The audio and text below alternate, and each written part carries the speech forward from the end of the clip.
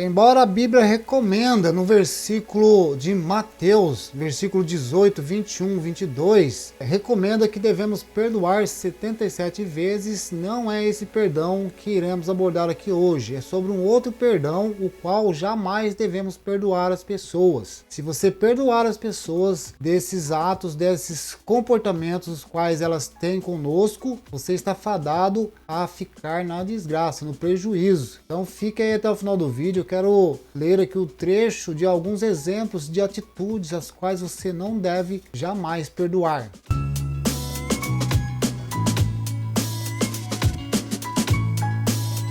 Olá, meu nome é Roberto, seja bem-vindo ao canal. Se você ainda não é inscrito, se inscreva, ative o sino de notificações, também dê o seu like. Bom, vou ler aqui para vocês alguns exemplos de algumas atitudes as quais vocês não devem perdoar jamais. Vamos lá. Aplicação das leis dos limites no casamento. Isso é o casamento, mas pode ser em outra relação também, tá? Isso aqui também você pode adotar em qualquer relação com qualquer pessoa. Muitas vezes, um dos cônjuges pode estar descontrolado e não sofrer as consequências de seu comportamento.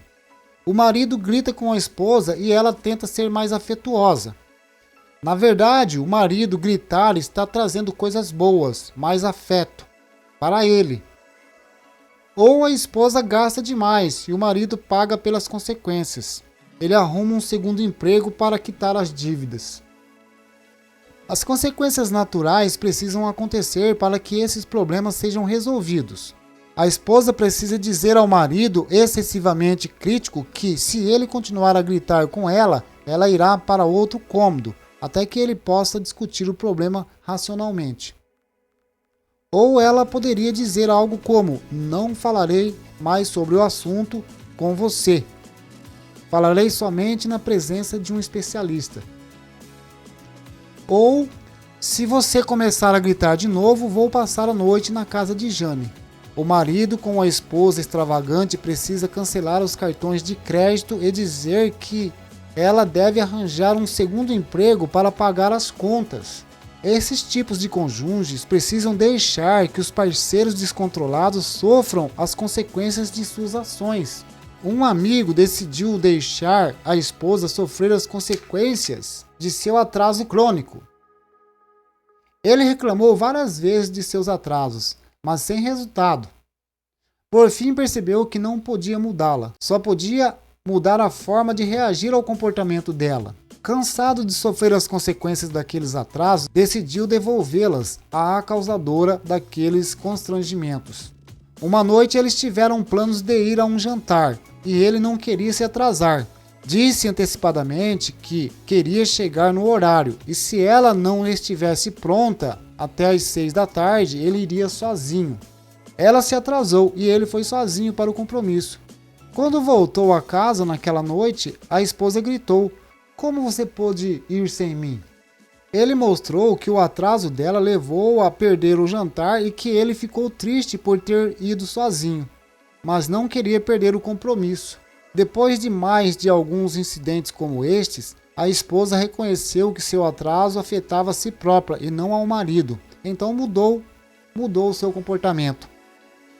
Essas atitudes não são manipuladoras, como a outra pessoa pode argumentar. São exemplos de imposição de limites sobre como se quer ser tratado e a demonstração de autocontrole. As consequências naturais recaem sobre os ombros da parte responsável. Bom, tem muitos outros comportamentos os quais a gente não deve perdoar. Assim que a pessoa cometeu esse pecado, a gente já deve logo cortar pela raiz. Tá? Agora vamos aqui para o livro, aonde que diz aqui sobre a esposa gastadeira. Ela gasta e o marido vai lá e paga. Então ele precisa mudar esse comportamento dele. Falou: se você quer gastar, você pode gastar, mas é você que vai pagar. Arruma um trabalho e ganha seu dinheiro e paga. Aí você pode gastar à vontade, mas o que eu ganho é só pro básico, pro necessário. Então é um meio de colocar limite na esposa. A questão do marido que grita.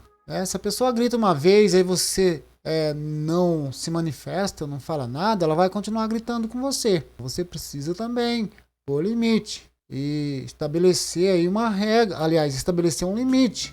Se você gritar comigo, eu não vou fazer isso, eu não vou fazer aquilo.